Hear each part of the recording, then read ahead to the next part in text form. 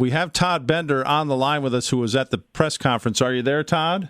Oh, yeah. I was here most of the night for first responder news, and then came down to hear what the state police and Brandon Knapp, the chief of Fishkill, had to say this morning. Okay, so you were there overnight while the fire was going. Oh, yeah. And and how? I mean, we've seen video, but amazing. Just how much heat was coming off that building? Yeah, well, it was pushing cardboard debris, the embers, almost out to Route 9. Oh, wow! Oh yeah, it's a fire. That's a two-part building, and where the fire was, it's a 990,000 square foot building. Mm-hmm. The call came in at probably, I think, 10:30. mm-hmm. So Fishkill, Rondout, and Mobile Life were dispatched. Mm-hmm. First arriving responders found an active fire on the second level. Mm-hmm. They went in for an active attack to try and knock it down. They were very aggressive. It got hot very fast. Mm-hmm. So they retreated. They had to retreat so quick they had to leave some of their hand tools in the building. Now, can I ask you just about the heat of the fire? Yeah. And maybe you don't know this. Mm-hmm. Was it the clothes that were burning, or was there some sort of accelerant, gasoline, or some other thing that was really causing this thing to burn? Yet to be determined. Yet to be determined, yeah. But I know there's a lot of chemicals with clothes anyway. I mean, clothes are flammable, so that's why you should wear hemp.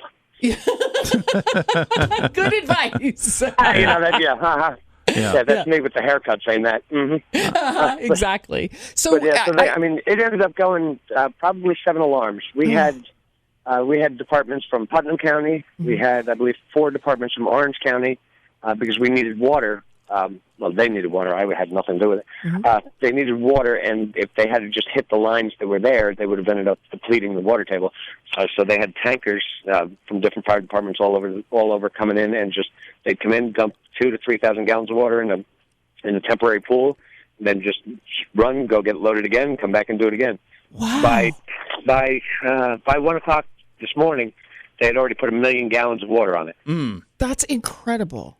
Wow. Now, did you have another question? That's a lot of water. Did you have another question there, Kimberly? It was we got a report that one firefighter was injured and taken to the hospital. It seems like a minor laceration to his lower leg.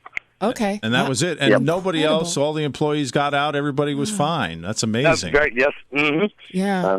Unfortunately, they don't have a place to go to work today. There's, because it's still not done. There's still active hotspots in the building. Yeah.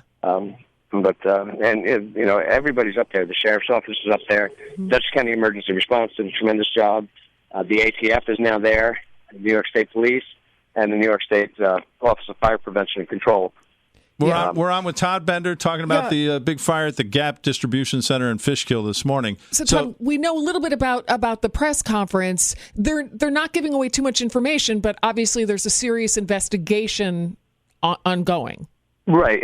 Captain Ciamento from the state police was there, and he said, that because it's still an investigation, they're not confirming anything or denying anything, but that, it is a well-traveled road as a cut-through, basically, to get up to the other side of 52. Mm-hmm. So they're asking that if anybody saw anything that didn't look right last night around 10:30 or so, to give the state police a call out at their Poughkeepsie headquarters, at Troop K headquarters. Right, so that's Merritt Boulevard, the road you're talking about there. Correct, yep. That's the one that cuts in between Route 9 and over to 52 in Fishkill. 52. Yeah. Yep. And of course, there's a big housing development, the Toll Brothers housing development back in there, and a lot of stuff right in that area.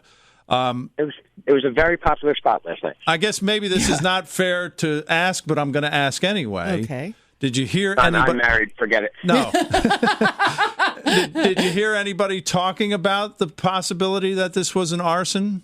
I mean, every firefighter that's up there now, the ones that are still there, they're so exhausted. I don't think they want to talk about anything. Okay. Mm-hmm. They had a long night.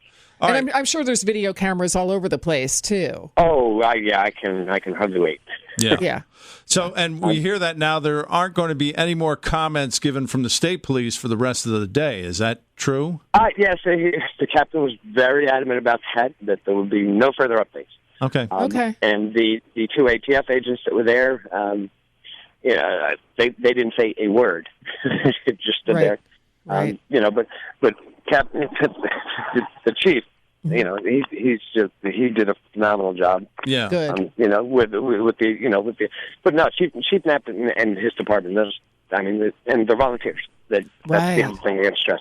Well, So, certainly one of the biggest fires we've had in this area for a long, long time. And it went to, I believe it went to 7 alarms, so it'll be let me see, square footage wise, it might be the biggest, but it's in comparison to when the tire place burned out in Dover quite some time ago. Right.